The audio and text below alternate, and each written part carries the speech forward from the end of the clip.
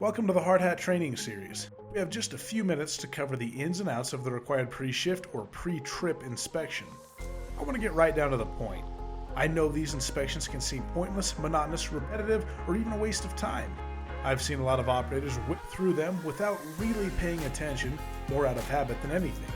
I've also seen even more skip them altogether. Inspections are required of you daily because every day brings with it the potential for accident. That's the life of those working on or around heavy equipment. So under no circumstances should you skip or skimp when it comes to consistently and thoroughly inspecting your equipment prior to use. Inspections are preventative in nature, meaning if you do them right, they will prevent accidents from happening. They might even save your life or the lives of those you work with.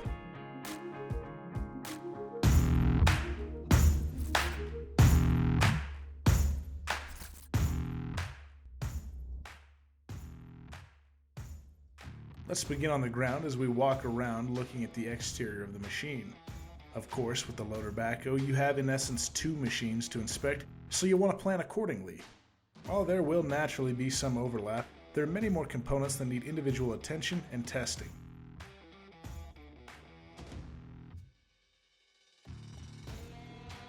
The tires are often the easiest place to start.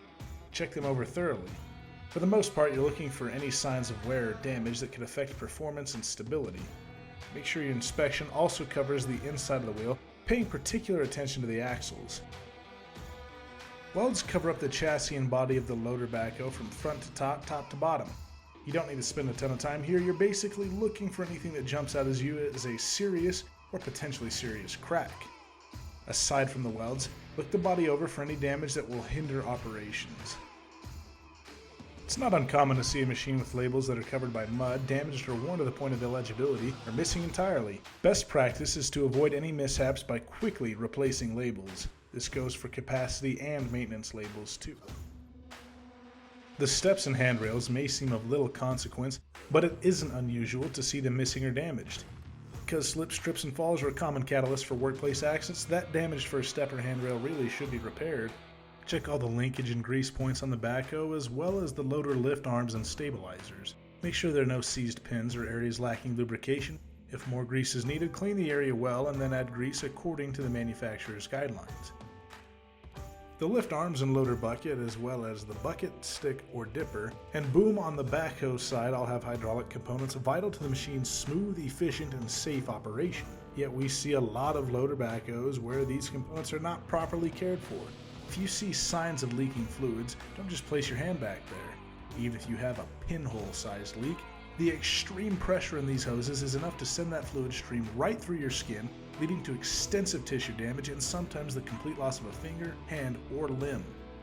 Broken or leaking hydraulics are dangerous and will most certainly lead to catastrophic failure. The machine should be taken out of service immediately until the issues can be appropriately addressed or repaired.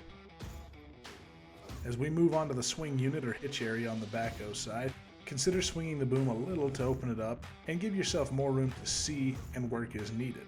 You're going to be looking for many of the same potential issues. Check the hitch pin and steering cylinders for greasing as well. Because of the wear and tear attachments go through daily, you'll want to pay particular attention to them. The bucket, of course, is the most common. Closely inspect the cutting edge of the loader bucket. It should be free from excessive damage, as should any securing hardware like pins or bolts. On the backhoe side, you'll be looking for the same things, but as they relate to the bucket and the end of the stick. On the back of the bucket, check any lifting points as well. If you're using something other than a backhoe bucket, then they too need to be similarly inspected. If any components show signs of damage that will prevent them from working properly or staying securely fastened to the equipment, don't use them. The stabilizers or outriggers are attached to each side of the backhoe by means of a hinge and hydraulic cylinder in order to provide stability. Check the hinge pin and bushings for wear, the hoses for leaks, and the cylinders for nicks or damage. The pads need to be inspected too. It's important for proper ground support that these pads are flat and undamaged. The maintenance schedule in your operator's manual will guide you through checking the engine compartment. Sometimes you'll see labels affixed to the inside door of this compartment. These come with spaces where you can sign a date signifying you've completed the inspection and required maintenance. You don't have to use them, but everyone on site should be on the same page. If you don't use them, make sure you keep some sort of record. Everyone should know where to access it and how to fill it out properly. Clear away any excessive dirt or grime buildup, especially around the fans, fins, and batteries. Test the belts for proper tension and wear. Along with that, check any other wiring and hoses for cracks or leaks. Check to see that the fluids are sufficiently full. If any oil filters need to be replaced, do so. Take the time to clean the hydraulic fluid level indicator. You should be able to easily discern the fluid levels. Pull out the air filters and clean them off to replace them as necessary. The machine should have the correct fuel and sufficient amounts for the job prior to use. The term ROPS stands for Rollover Protective Structure.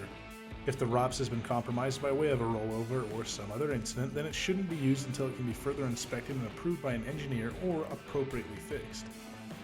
There are several lights on a backhoe. Missing or broken lights aren't unusual, but the standards require you change them out.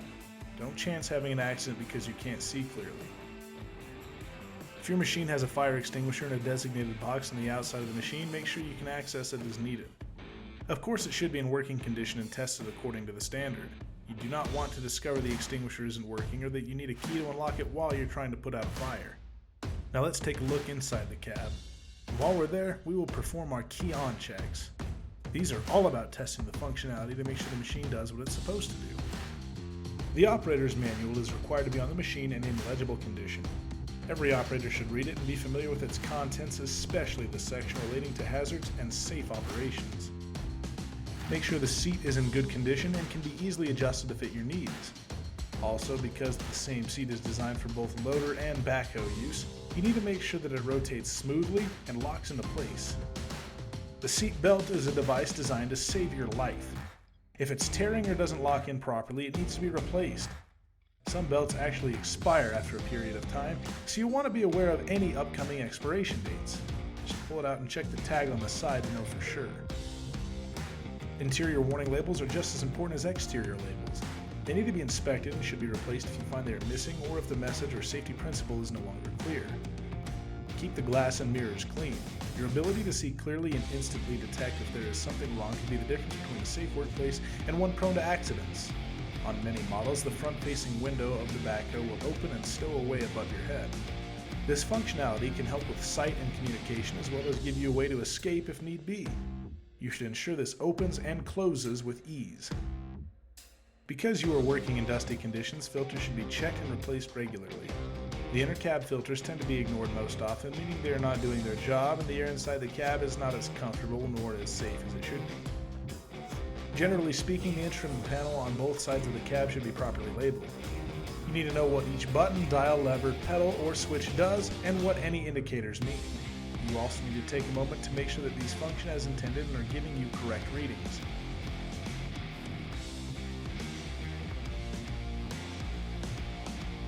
Heaters and air conditioning are vital when working in hot or cold conditions. If they're not working, get them fixed instead of adding layers or keeping the door open for additional airflow. The horn can be an extremely important tool. Test it so that you can rely on it as needed to warn other vehicles or pedestrians of your presence. Make sure the loader controls are correctly labeled and legible, then test them by raising the bucket to its maximum height and then lowering it.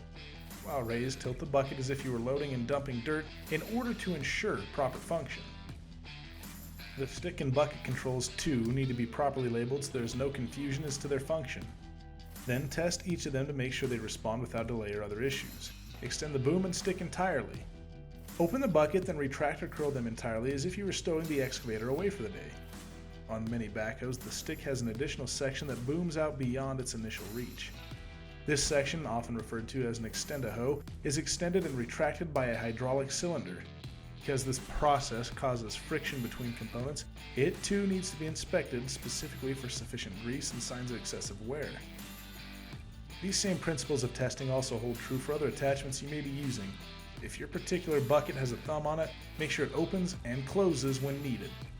To further test the functionality of the machine, you will need to put it in motion. Find a level piece of ground and test the machine's throttle, acceleration, deceleration, and braking by traveling both forward and backward. Stop and go several times, testing each pedal and paying close attention to the response time. When backing up, make sure the backup alarm or any backup cameras are working. The parking brake or P brake also needs to be tested and proven to be in proper working order. And that's it. This is pretty simple, common sense stuff. Follow all safe work practices and safety regulations that apply to you, your company, and your work site. When in doubt, ask. Don't hesitate to stop and consult the company policy, coworkers, or a safety supervisor if you ever have questions or concerns about safely working with backhoe loaders.